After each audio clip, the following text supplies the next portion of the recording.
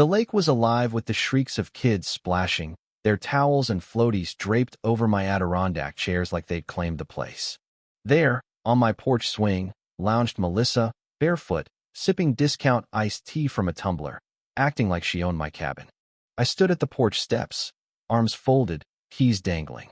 Without a word, I marched to the wrought iron gate by the dock and locked it with a sharp snap. Melissa didn't notice, engrossed in her phone. Her boys, maybe 7 and 9, hurled water at each other, while her toddler, in a neon life vest, stomped near my canoe. Then the gate's clink caught her ear. She squinted my way as I returned, sat, crossed my legs, and sipped my coffee, silent. Her face froze. She rose, eyes flicking between the lake, the gate, and me, perched like a judge at her trial. "You can't trap us here," she barked, storming over. I tilted my head. "Melissa," I said, low and clear, "I locked you out. That gate swings your way. Good luck getting to your car." Her jaw dropped, cartoonish.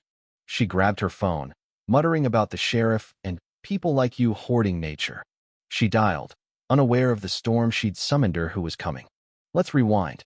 I'm James, call me Jim, 61, retired chemistry teacher, widower, and owner of a lake cabin my dad built in the 70s, before this place became an HOA dystopia.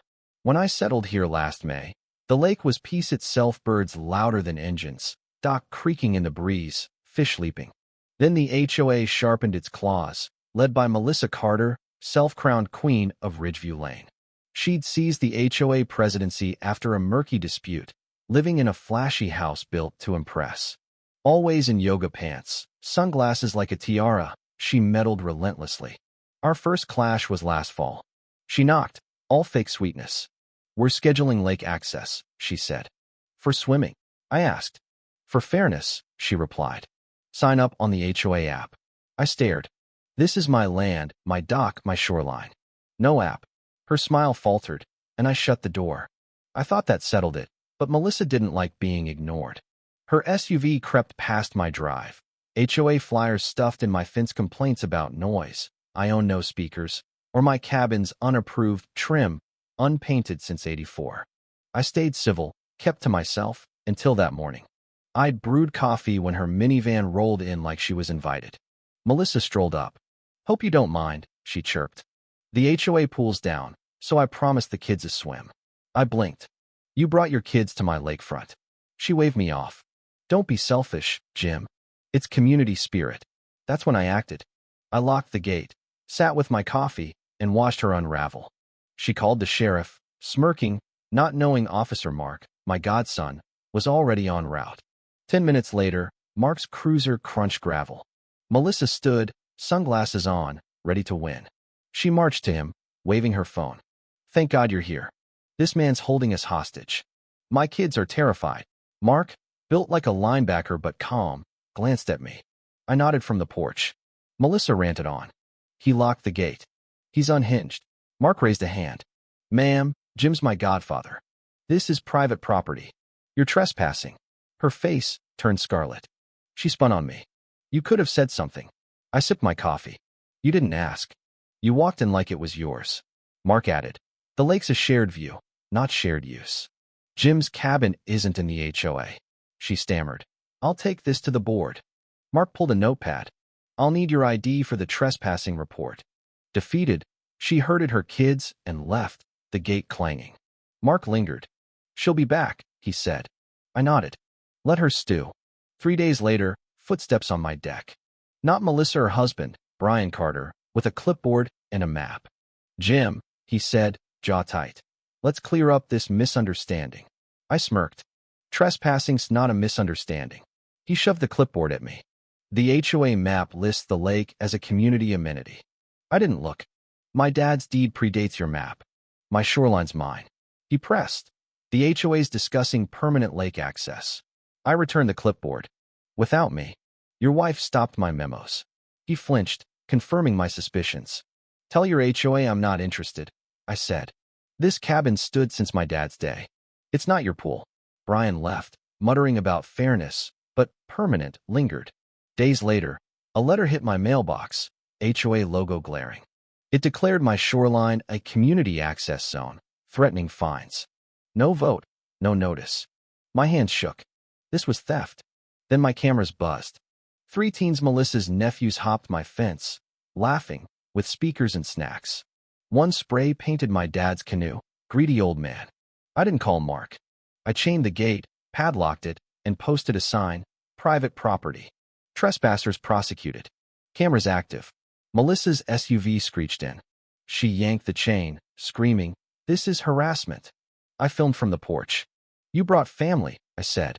"It's my neighborhood," she spat. "No," I replied. "It's my shoreline." She threatened legal action. I smiled. I called someone. Mark arrived with Mr.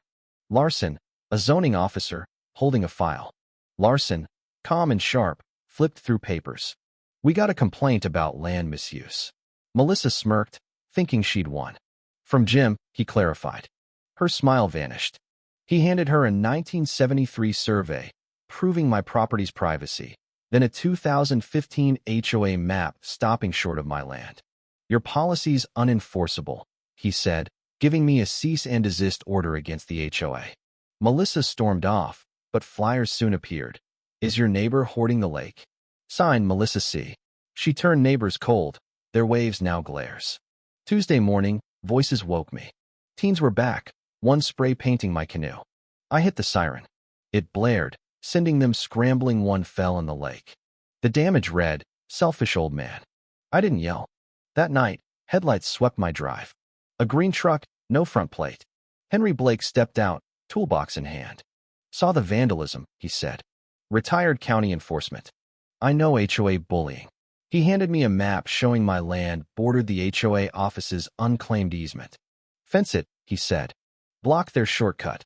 We started at dawn, building a steel fence.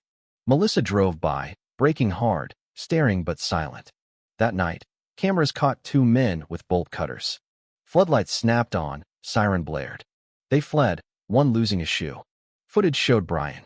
I sent it to Mark, who texted, "Warrants coming. Press charges." Then my niece, Sarah, arrived, tearful. "Uncle Jim, I need to stay. Trouble at home." She worked under Melissa, who targeted her after learning we were related, issuing a conflict of interest warning.